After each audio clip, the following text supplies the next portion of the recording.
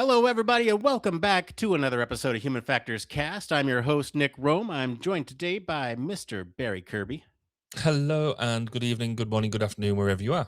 Wherever you're watching and listening, we're recording this episode live on December 12th, and this is episode 311. We got an awesome show lined up for you today. We're going to be talking about Glassdoor put out a work life trends for 2025, 26. And so we'll be talking about all of the trends from the lens of human factors.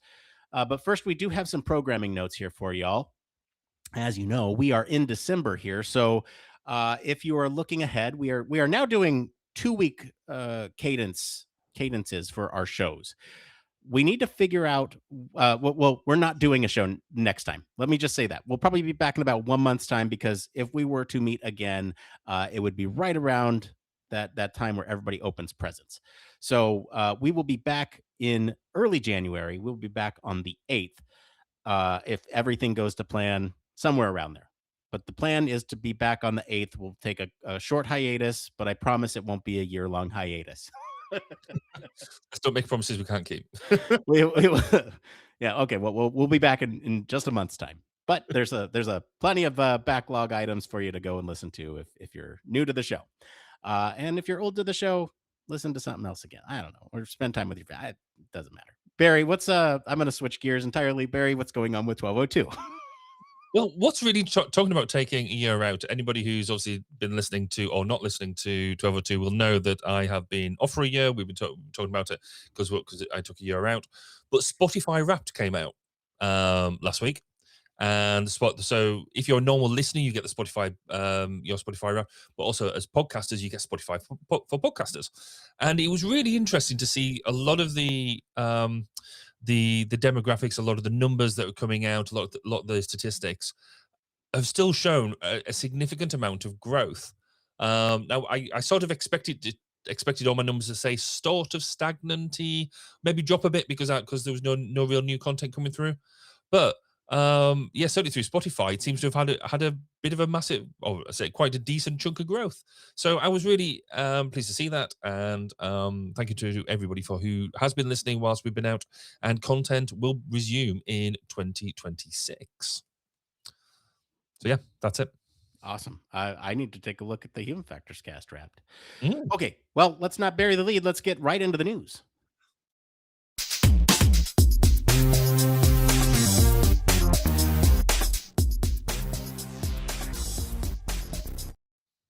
That's time for everybody's favorite part of the show. Maybe I don't know. Is it your favorite part of the show? We put it up front because people listen to the news. That's fair. Barry, what's the news story this week? It's either people like listening to the news or trying to work out whether I can get through the entire thing without stumbling over it. So this week's article from Glassdoor Economic Research dives into work-life trends for 2026. And it's basically a human factor snapshot of a job market where power has swung back to employers and workers are feeling the strain. Leadership ratings are sliding, whilst words like disconnect, misalignment, and distrust spike in reviews, signaling a serious breakdown in trust and communication between employees and senior leaders. Instead of big one and done layoffs, we're seeing the rise of the forever layoff, frequent small cuts that quietly erode psychological safety and feed chronic job insecurity. Remote and hybrid workers still report better work life balance, but their ratings for career opportunities and senior management have dropped below in office peers, nudging people back towards the office via a slow motion, behavior driven return to office. AI gets a lot of negative buzz in reviews, but the actual impact on jobs on satisfaction scores is surprisingly tiny overall, with bigger hits concentrated in a few highly exposed roles like translators and software engineers. Meanwhile, candidates are rejecting fewer offers in a low hire environment, even as early career wages finally claw back and surpass the 2020 purchasing power, especially in rising metros like Provo and Boise. I For see. human practice practitioners, this is rich territory. The design of layoffs, RTO policies, AI rollouts, and career systems is reshaping trust, workload, and long-term engagement. And the discipline has a lot to say about how we make these transitions less harmful and more human-centered. So, Nick, what are your thoughts on your work-life balance and your office environment? This is interesting, and I'm going to preface everything that I'm saying that I am talking about this from a place of privilege.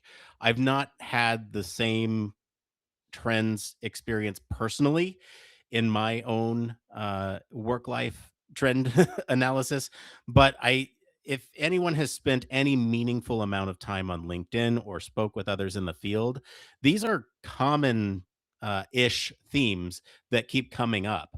I think one thing that I see repeatedly on LinkedIn is that the job market is terrible. I can't find work anywhere. No one's hiring for the roles that I've traditionally held in the past. Folks who are just getting now into the industry are having a really hard time finding work. And like I said, if you spend any meaningful amount of time on LinkedIn, you will see this. The other thing that I want to mention is that some of these things are interesting from a what they're really trying to do perspective. I tend to think about return to office mandates or return to office as a way to stealth lay off people. I think in a lot of ways, this is a power play by companies to say, come back to the office. We've evolved past the pandemic, and now you need to come back. And the answer I always ask is, why do you need me to come back? Uh, Thankfully, I've not experienced a return to office mandate, but others who have said, that it's hard to come back because they've established their lives in these different locations, and to just ask somebody to uproot and move back if they are fully remote, then it's not. I see it as kind of scummy, and in a lot of ways, it's manipulative of employees, and that's a very strong statement. And I said what I said. I think the greater issue of layoffs, especially in the tech industry, again, this is sort of something that I've noticed, is that you'll see these patterns of layoffs. They're recurring. They're happening almost all the time. And I know there's like a lot of fear and anxiety from folks in my network who are like, I don't know when the shoe is going to drop. Is my role safe? I certainly felt this way when I was working in large tech, big tech. I felt not super secure, and that I was part of a layoff, so I get it. And then I think the other thing to mention here is just towards the end, they talk a little bit about this shift in AI, this impact on employee satisfaction, and you look at the numbers, and the numbers are quite small, 0.03 of a difference. Um, and I think the point zero two, negative point zero two. I think these are small numbers, but indicative of perhaps a larger shift across the workspace. And so it's interesting that they called that out specifically. Those are my high level thoughts. But Barry, I'm interested in your perspective, because not only are you not America based, but also you have your own business, and so I'd imagine you have a very different perspective on this than I do. Yeah, it is interesting because yeah, I mean these are all US numbers, and I do have to ask you before we go. Provo and Boys, what is that? Provo, Utah, Boise, Idaho. Ah, gotcha. Yeah, got. So I recognized I was reading out names. I was like, I've got no idea whether I'm just Where are insulting these? the whole town, city, county, whatever. So my apologies to anybody who does live there that I just probably mashed that, but I now feel better educated. I'll give you a pass.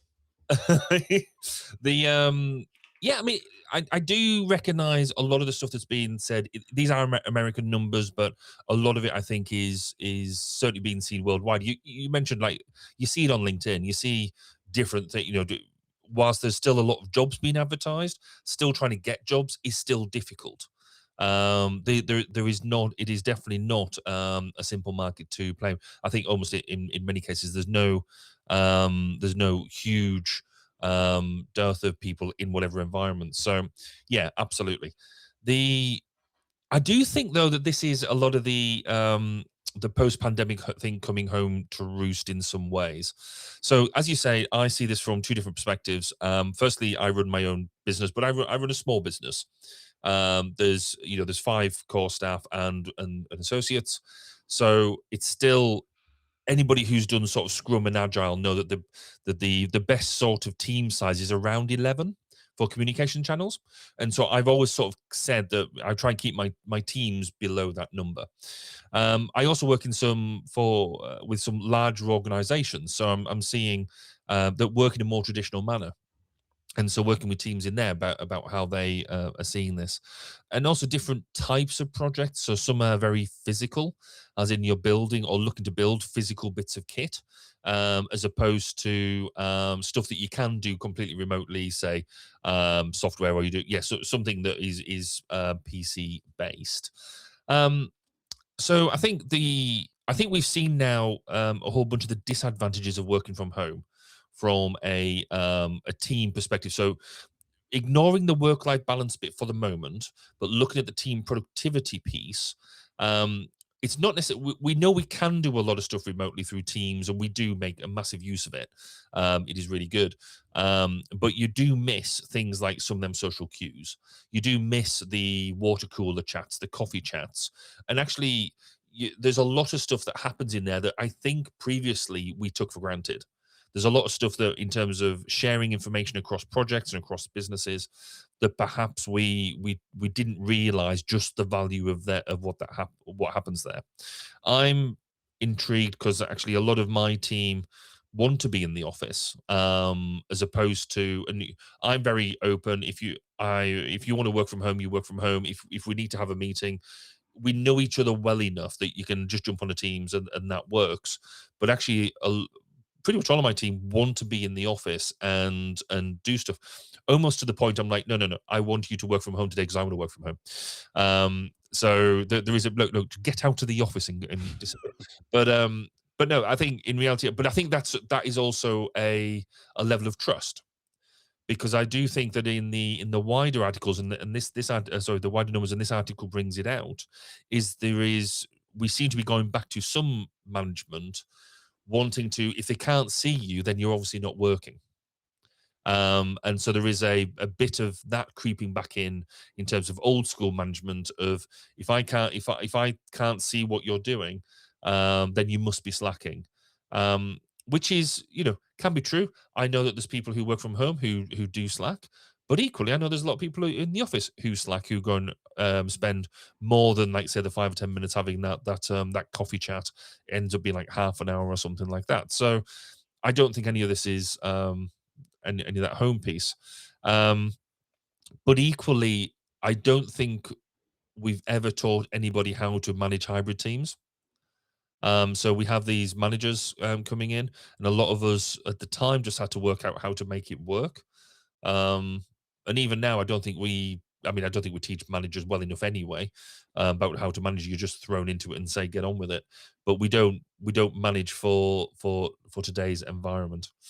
Um, all of this kind of gets summed up with, we've never, as an HF community, I don't think we've ever truly explored the implications of hybrid and remote working. We've just taken it for granted because the pandemic threw us into it.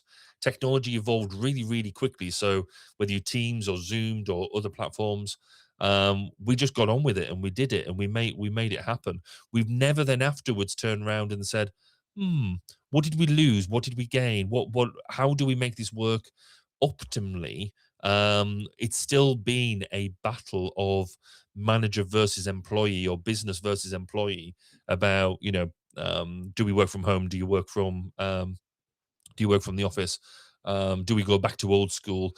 And we've never sort of sat down and gone, right, okay, well, what was the good stuff about this bit? What was the good stuff about this? And how do we move forward to get an optimum model? Um, because I do think that there is huge values in both. So yeah, I think this is a really, really great timed review, because we are, um, we've significantly moved on from the pandemic now. There is an air gap, though we are getting flu in the UK. There is an air gap between what happened. There's been time to almost breathe after it, and now we can reflect with possibly more objectively. And so it's quite good to see some of these numbers come through. Yeah, I wonder if I we know, back up. Yeah, I wonder if we back up just a moment here and talk through what these trends are. So they actually label them out, the trends 1 through 6. I think it's important for us to cover, since like the return to office is just one of them, right? So let's talk through these trends, maybe one on one. I'll read them out in their entirety, and then we'll kind of focus in on each one. So trend one, the great employee leader disconnect. Two is the forever layoff in. Trend three, the slow mo return to office continuing. Trend four is that AI isn't bringing on yet. And trend five, job seekers will take and get, and is, drumroll please, better pay for new grads who can land a job. Um, and so I think they go into the methodology here, and we can talk that, but I think the more important thing is that we talk through the trend, Yeah, right? absolutely. So let's talk through this trend. The first trend is that there's this great employee lead connect. And essentially what this means is that there's been a trend towards the negative of employees trust and I guess perception of others. And you can see this number. I think there's this big spike towards the towards towards the pandemic, where the trust goes way up, and slowly over time it's gone down. Rebounded a little bit in 25, but still hovering low, right? I think if look at the raw numbers, we're between 3.5 and 3.6. Where at the height of the pandemic, it was close to 4. As a leader, Barry, what is your perception on this? Um, Almost like as I said earlier, I think it's we're just going back to the old norms in many ways. There was, as I said, like the back end of the pandemic when we sort of got over it and we went back into work, and people were still not entirely sure about how work was going to happen. So we kind of kept on doing what we were doing then. Um, Whereas now there is that whole how do leaders lead in today's piece. I think we expected a bit more distributed responsibility, maybe a big change in the way the business runs, because we can show the business runs in different ways. But we then go back to, it's almost like any part of a business change, we all say that the best way to get, or the big thing I want is a pay rise. I want a pay rise and a promotion. But actually, the research shows that as soon as you get your pay rise, money doesn't actually affect your motivation hugely. You get a pay rise, and then you'll have a blip in work productivity, and then you sort of fade back to normal. Um, I think there's people just want to have want sort of have gone back to that dynamic where they want to blame their bosses for everything, really. And some of that's absolutely valid. Um, but some of it, and you see it in larger work, the larger the workforce, the bigger the disconnect between the leaders and the shop floor. So the closer you can have or the narrower that power gap, generally the better it is. I don't know whether that's in that data. That's not in that data. That's in other data. But the narrower you make that power gap, the more satisfied people are. But yeah, I think it's One interesting thing that I'm is this a new generation entering the workspace and having different excuse me, having different uh social norms? Is some of that being manifested here? I wonder, because this really, if you look at the key industries here of management and consulting, media and communication, and technology, it starts to experience a dip in 2020 and just goes down, goes down, goes down. It's quite a significant trend downward. And I Mhm. wonder if part of this is a new generation entering the workspace and sort of demanding new things that previous generations haven't demanded. Um, and I don't mean that pejoratively. I just mean that as there's a different demand from different generations, and I wonder if that gap in the leadership who is of probably a certain generation or certain generations plural, then is misaligned with the new demands that are coming into the workplace from a different generation. That's something that's not plotted against this chart Mhm. here that I would be interested in seeing, you know, population of certain generations over time as well. There's there's almost two elements to that. One is that we talk certainly a lot in the UK. I don't know how this stacks up in the US, but in the lost education generation. So again, that's that then people during the pandemic who didn't get the same educational experience as everybody else. So going to university, going to college, doing it. So therefore having to do it all remote, maybe not even doing exams. In the same way that they either they were canned, didn't happen, or they were done in a different way. That is the generation that's now entering the workforce. And so, what does that mean? I don't think we fully appreciate, or certainly I didn't fully appreciate, the nature of how they were affected. Because for a lot of us, it's like, well, it's 2 years, it's not that big a deal, but actually, that's very formative time when you're going for when you're entering adulthood, and deciding what you're doing with careers and stuff. So I think that's a factor that I think is worth looking at. The other factor I think is almost linked in terms of generational, but I think the young workforce of today looks upon employment differently to our generations and generations before.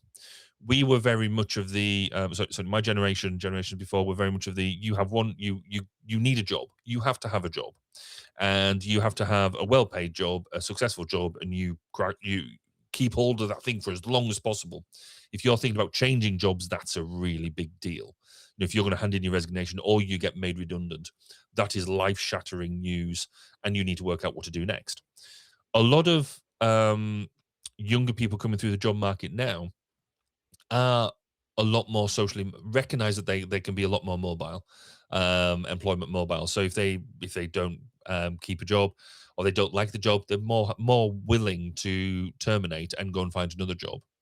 But also the multi-threaded nature of what they're doing. So we talk now around the side hustle, and a lot of the younger generations now will have multiple side hustles, or have maybe a more willing to take, say, two part-time jobs for a better for a better employment, which then leads it to the final piece is this generation coming through. I think has the right attitude to work-life balance. That they want that proper work-life balance. It is they want to work to live, not live to work. I would love to say that I get it right, but everybody who knows me knows I get it massively wrong all the time. And but I'm the first to have a go at other people. You're not taking your holiday, you're not doing this, that, and the other. Um, and I'm just completely rubbish at doing it myself. Because it's sort of embedded into me that I'm not if I'm not working hard, I'm not doing the right thing. And so that's generational. So I think all them three things still then lead back to I think the complaints in the disconnect between leadership and an employees is because the leadership is there to make sure the business runs. The employees are there to earn a wage, to develop their career, but develop their career on their own terms, not necessarily be dictated to in the way that previous generations would expect or be happy to be talked to in that way.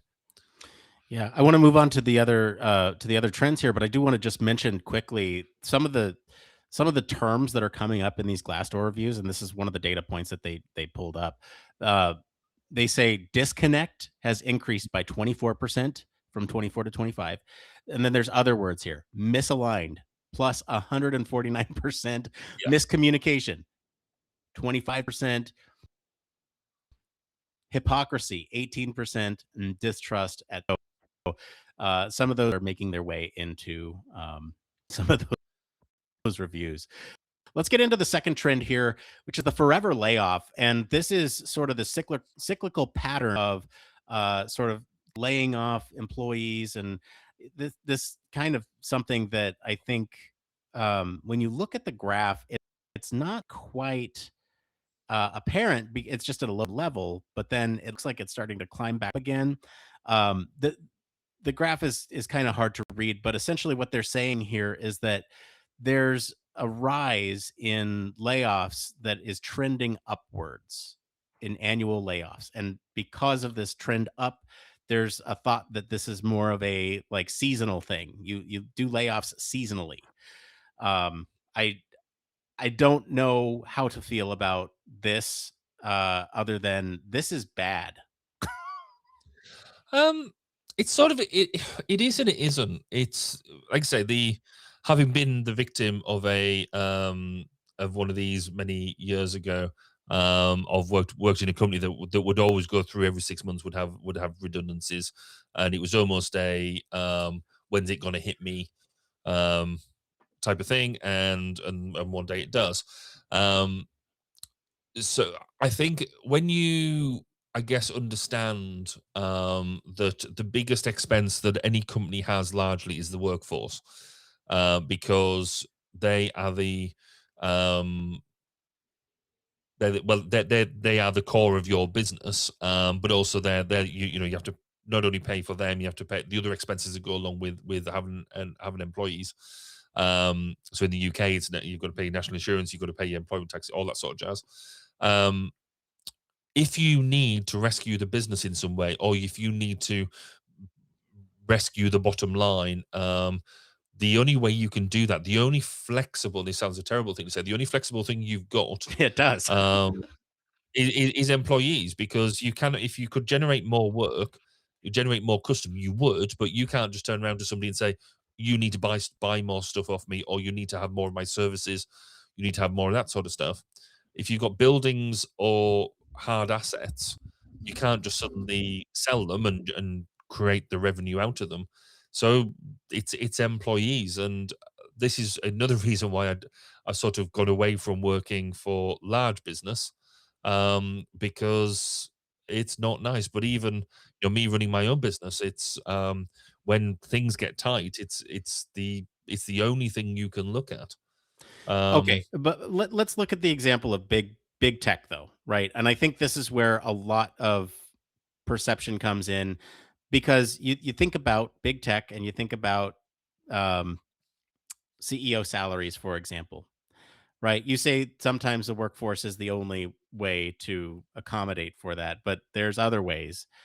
It's just that I personally feel that greed is getting in the way of doing other way. And to be clear, um, I've seen it happen the other way too, where CEOs take a pay cut to help mhm. make sure that most of the workforce can stay on. And in the like the that that is a super cool approach, and I wish more places would do it. Because really, when we're talking about a margin of what's available, I think that that is another resource that can be pulled at that I don't think It can, in however, big tech, right? that tends to be a that tends to be a one-off pull. So yes, there are some really good examples of where, and again, it tends to be the tech sector where the CEO or whatever is dynamic and engaged enough to recognize that what you're hitting is a blip, and therefore they can take that hit, and redress it across the workforce, because the workforce is, as the workforce is the most valuable asset you have, because that's where all your knowledge is.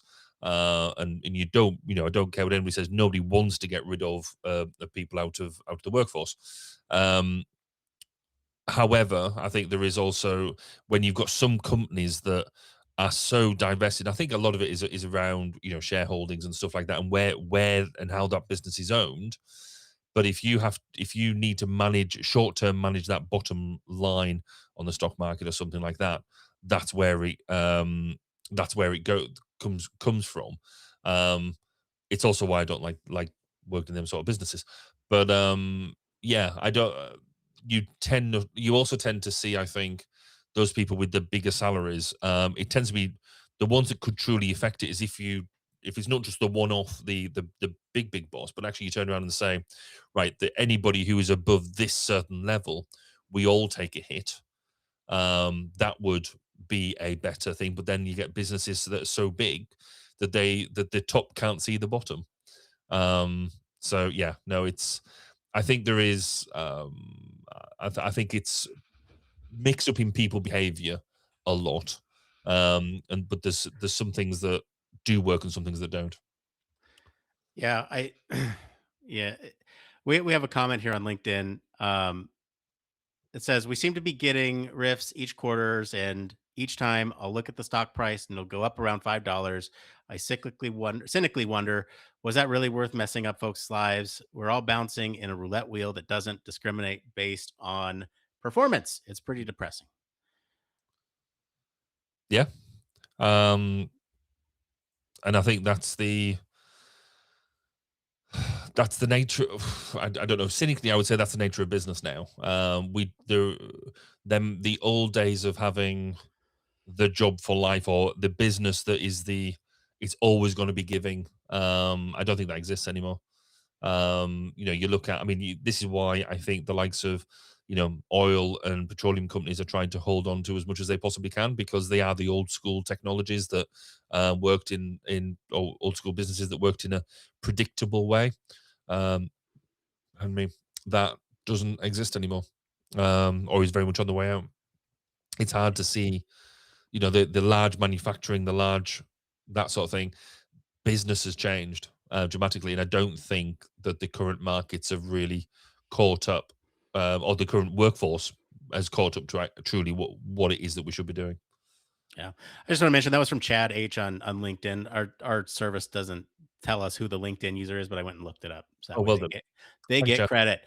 Thanks, Chad. All right. Let's get into the next trend here. And maybe we gloss over this since we talked a little bit about RTO at the top. So return to office and that slow-mo return to office.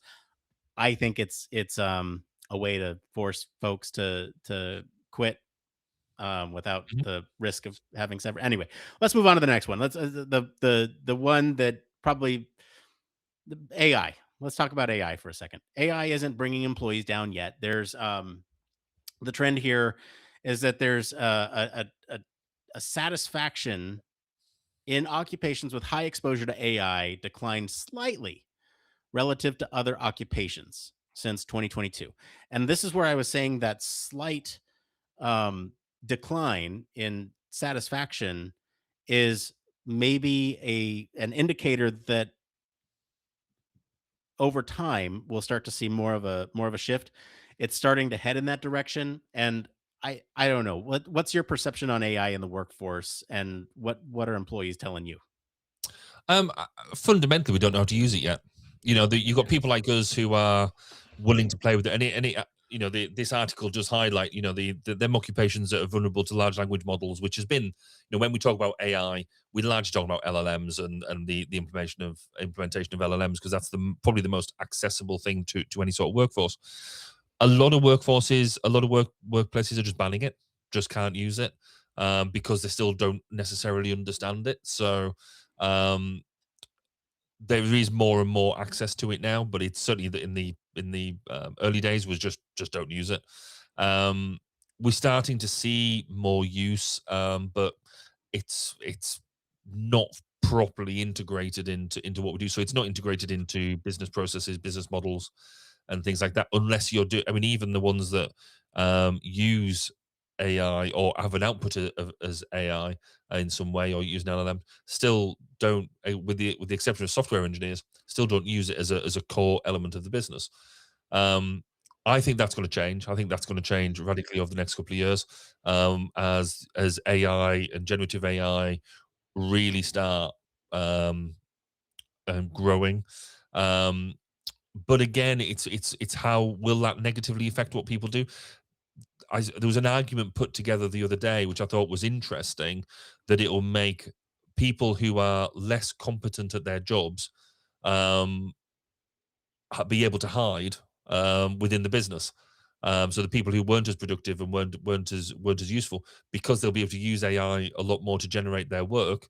Does that mean that they'll be able to hide in bigger organizations and not be and basically take away a salary for just working AI? I don't think that's necessarily true because I think working AI is still a skill. And so if you're rubbish at your job, you're largely going to be rubbish at doing AI as well. So, yeah, um, it's interesting though. I think, like I said, I think this is going to get worse as AI develops, but then also I think we'll also then see a lot of blame for bad performance on AI as well. Yeah, Like that'll be an across the- interesting one yeah. for sure. I don't have Well, much else to say on you've this. got so go. We've I said I don't have much else to say on this. This one we kind of talked through at length on across other shows, but it is interesting that the trend of having AI being mentioned in a review tends to be towards the negative, Mhm. um, in the aggregate data. That to me is a little bit interesting. Anything else on the AI trend before we move on to the next one? I guess the only other bit will be as other AI technologies come out, it'll be interesting to see how that changes. Obviously, as I said, we focus on LLMs at the moment. Other technologies are going to be coming out in different areas. We talk a lot around AI we use in a subservient manner at the moment. How is that going to change as AI gets integrated into teams, into potential leadership roles as well? That's going to be interesting to see what happens there. Yeah. Let's talk about this fifth trend here. Job seekers will take what they can get. So job applicants were 12% less likely to reject a job in 2025 than they were in 23. Hiring rates at a 10-year low. We expect the downward trend in offer rejection rates to continue in 2026. I tend to see this, or this is anecdotally as well, and I think this is just like I said, sort of the if anyone spent any meaningful time on LinkedIn over the last year or so, you know that folks are having a hard time finding jobs. And so this tracks for me. Take what you can get. If it's because the philosophy that a lot of folks hold is that you can always look for a job while you hold a job, but it's something is better than nothing. And so I've seen this, and this tracks. I've seen two versions of this, and I think this is where I think there's potential a nuance. It'd be really good to understand why declines. Um, Part of it is that people are only going for the jobs that they really want. So if people are less likely just to blanket apply for a wide range of things. I think that's true in some markets. I don't think that's true in others. I think there are some, certainly when you go towards the lower end of, of the labor market, they say people just want a job. People just don't even just want a job; they need a job. Um, but also this whole multi-threading thing that we mentioned earlier. There are some people who want the perfect job or a perfect bit of a job. Um, the big thing I've seen around rejections at the moment is the terms and conditions not being what was in originally not offered but implied. So when you talk a bit like what we said earlier, it was implied that you'd be able to do working from home, and then so actually no, we're just changing now because we want everybody to be in the office. Oh well, that I want to be working from home, so I'm going to decline the offer. Um, so yeah, it's interesting. I think historically we would have taken that as a single statistic. I think it would be really good to get more nuanced um, understanding behind the why um, behind it, because I don't think it's as simple as we make out now. Yeah. Yeah. I have not really much else to say on that one. Let's get into trend 6 here, which is and again, I don't have much to say on this one either because I'm not a new grad, but better pay for the new grads who can land a job. So real Mhm. wage growth was down 4.1% for early career workers from 2020 to 2022, but will finally surpass 2020 levels next year. So it's raising back up. And to me this is just like a return to normal. Um which great. It's trying to match inflation, essentially is my perception of it.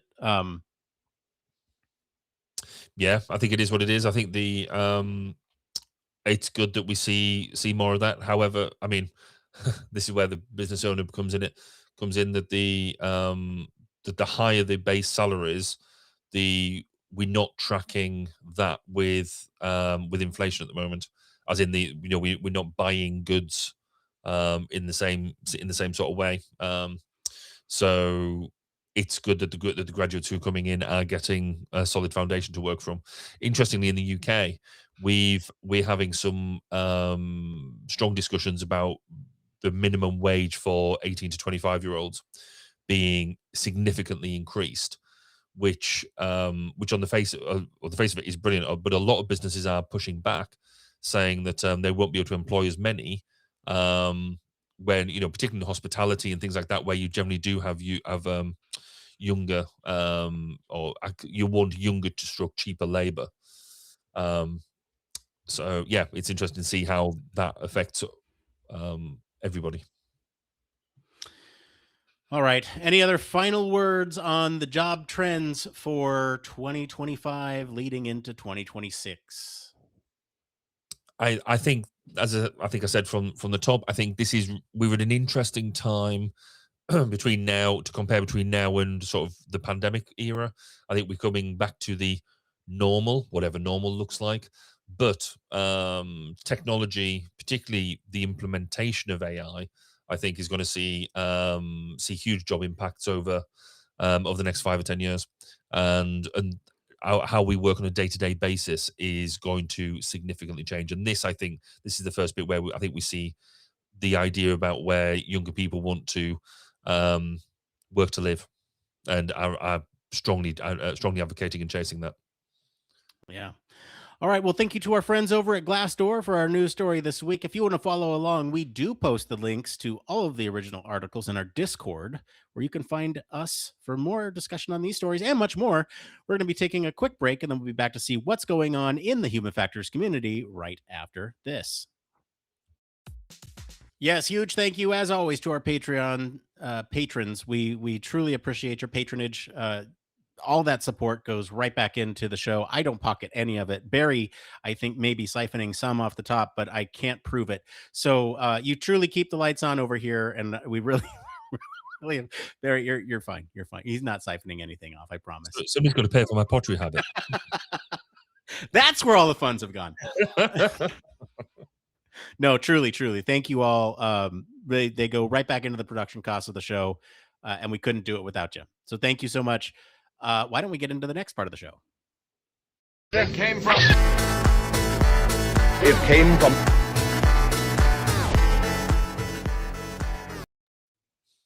Yes, it came from. This is the part of the show where we search all over the internet to bring you topics the community is talking about. Anything is fair game. We found a couple really good ones here from the Human Factors subreddit, and there's one from the UX research subreddit as well that we're going to modify for human factors. And I almost want to start with that one because I think we're running. Well, I think we're okay on time. Do you want to start with that one, Barry? Which one? Which one are you talking about? Hot takes? You want to do hot takes? Oh, I haven't opened that one yet. I didn't even realize it was there. Whoa. Oh, whoa. All right, let's not do hot takes. We'll get that one.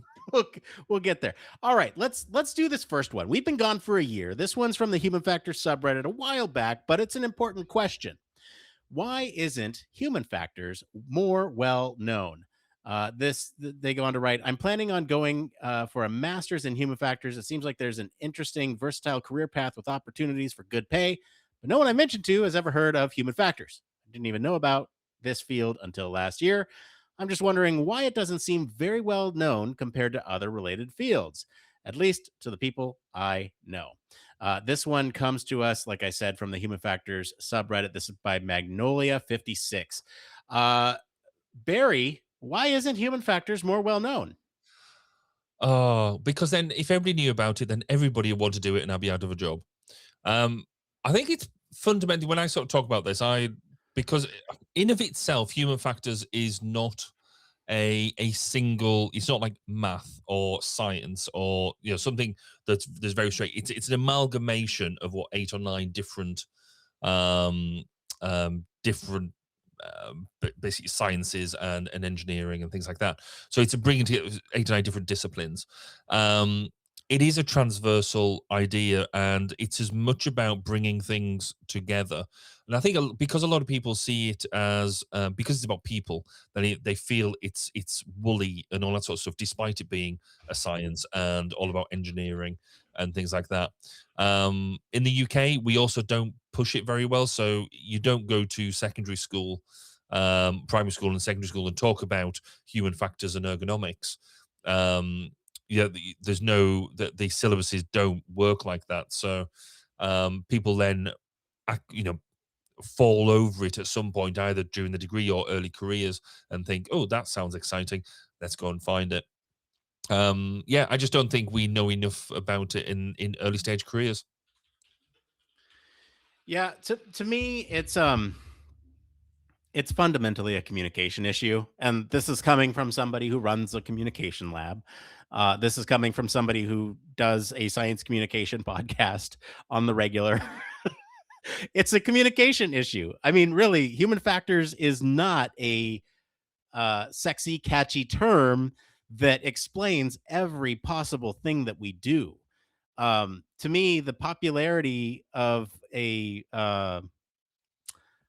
of any industry is the ability to, like, for lack of a better term, sloganize the thing. Mm, I truly believe that UX is sexy. Like, the yeah, term UX is sexy. It is understood, and that you are making an experience for a user.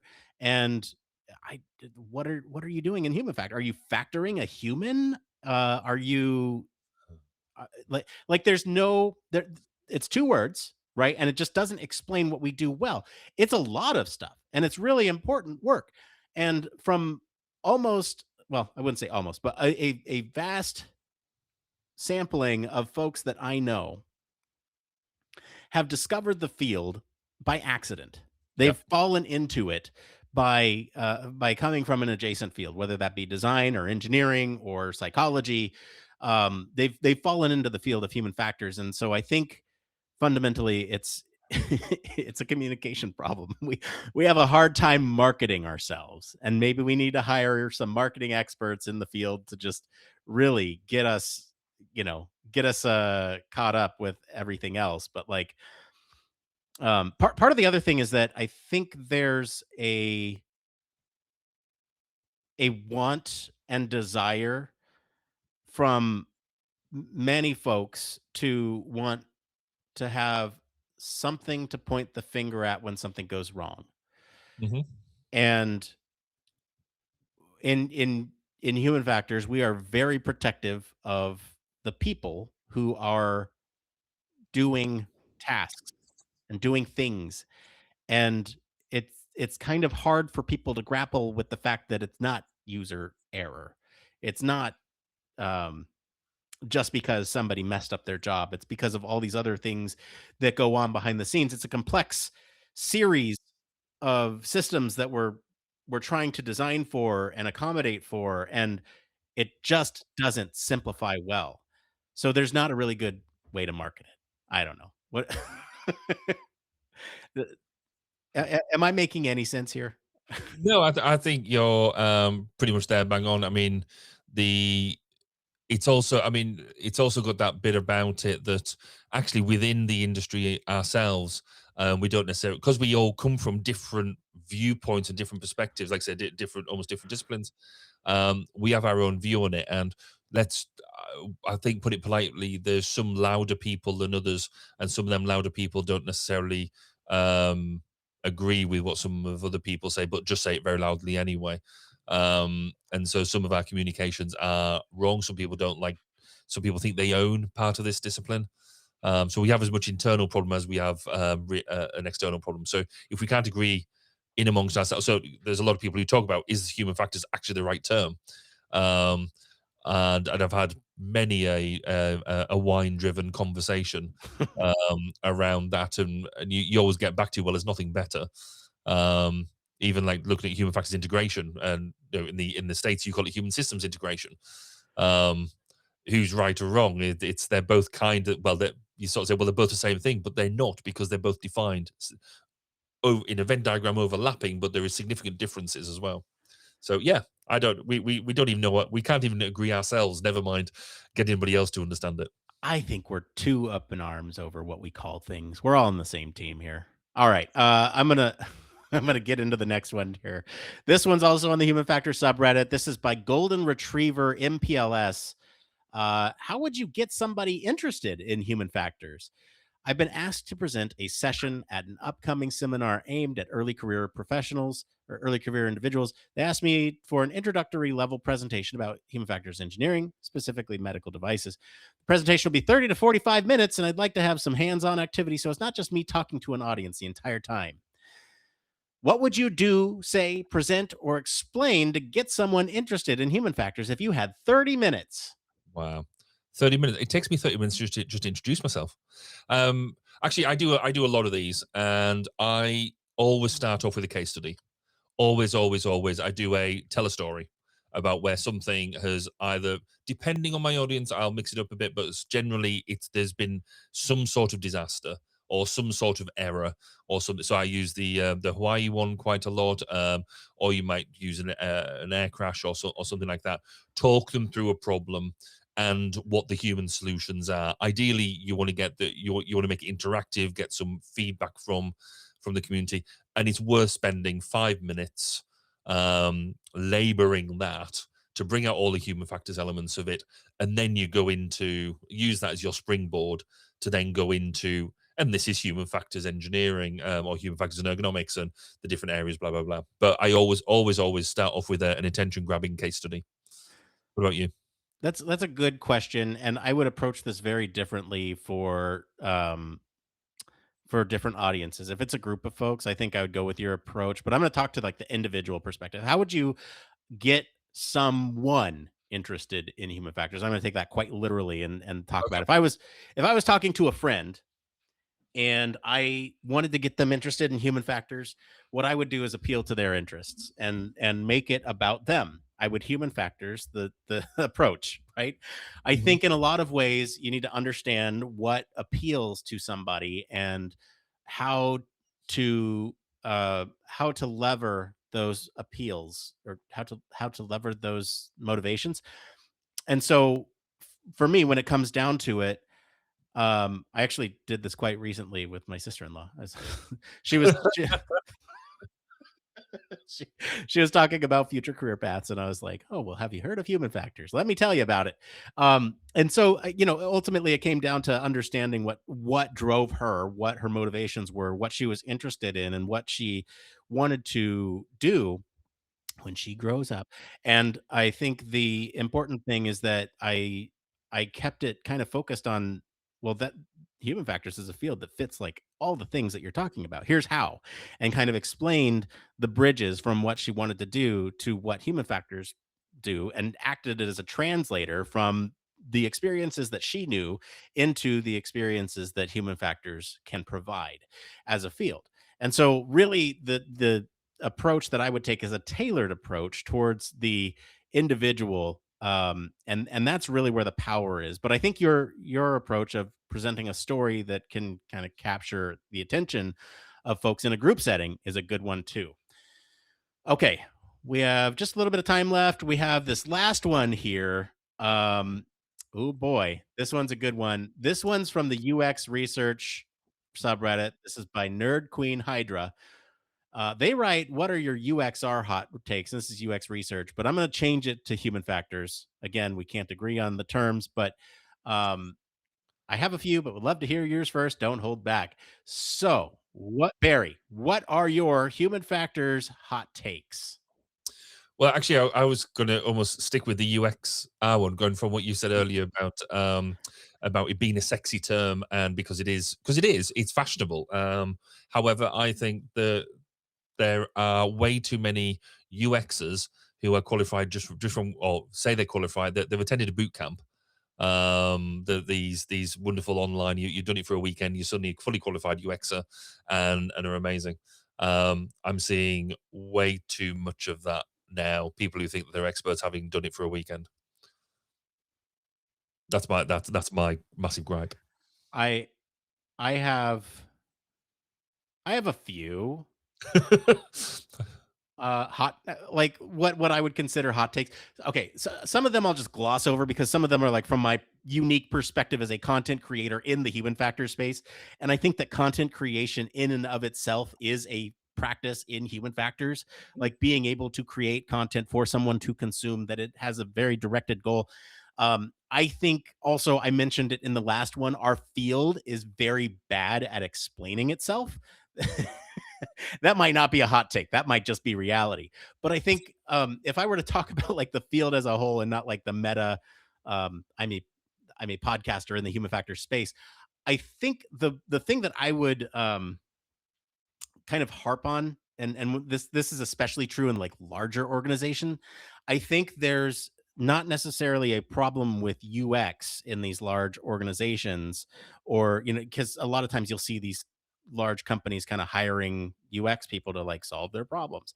And it's not necessarily a UX problem that they're trying to solve, it's an accountability problem, because the way in which they build these large programs is they're not taking things into account like risk. Yeah. They're not taking things into account like incentives for not only the business but the end users as well. And I think they're measuring a lot of times the wrong metrics. And so I think they're, less. It's less about a UX problem because there's probably people there doing good work. It's about tracking the wrong things and looking at the wrong things at a higher organizational level. And that's my hot take. Cool. Like that. All right. So that was the it came from section. Now we got to find brand new ones for next time, Barry. We got 4 We've weeks. done We can them do all it. now. We That's can that's do it. All right, let's get into our segment called One More Thing. It's just where we have an opportunity to talk about one more thing. Barry, what's your one more thing? So I was going to talk about pottery again, just because I mean you can't get enough of it. However, that's not what we're going to go with this week, because this week normally we mentioned in the pre-show that it was my birthday this week, and normally we have a rule that we get the Christmas decorations up in the house before my birthday. And so my birthday means that it's the start of Christmas celebrations as well. So it's normally a marker. We never got the Christmas decorations up in time for my birthday this year. I think Christmas is now late and going to be ruined, and I'm very nervous about what's going to happen. So this weekend we have to get the Christmas decorations up. Otherwise, I mean, yeah, I don't know what's going to happen. Are you the groundhog of Christmas? Like if Christmas lights are up before your birthday, then Christmas will be on time, and if they're up, then Christmas comes late? Well, I don't know, because it's so long since we've not had the Christmas decorations up for my birthday that we're in uncharted territory. You're you're So kind I don't of know what's going to happen. in a way, you're kind of saying that you're the harbinger of Christmas. I'm probably the ghost of Christmas future in some ways. That if I get it into place, So yeah, I don't. I'm very nervous. Okay. All right. What Well, about you? Let's go one more thing. hopefully Christmas won't come late this year. So actually Christmas came early for us this year. I we uh, y- we've been off for a year, right? So this is new context for people who are longtime listeners. We bought a house this year. And one of the things that we wanted to do with this house is convert one of the rooms into a proper library for all of our physical media, for all of our books, to keep in one place.